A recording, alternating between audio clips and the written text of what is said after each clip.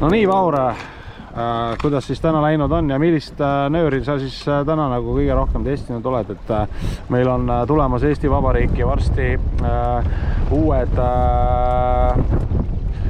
nöörid, mida siis saaks kõigile varsti pakkuma hakata, et mis sa siis, kuidas sul siis mulje on sellest jäänud?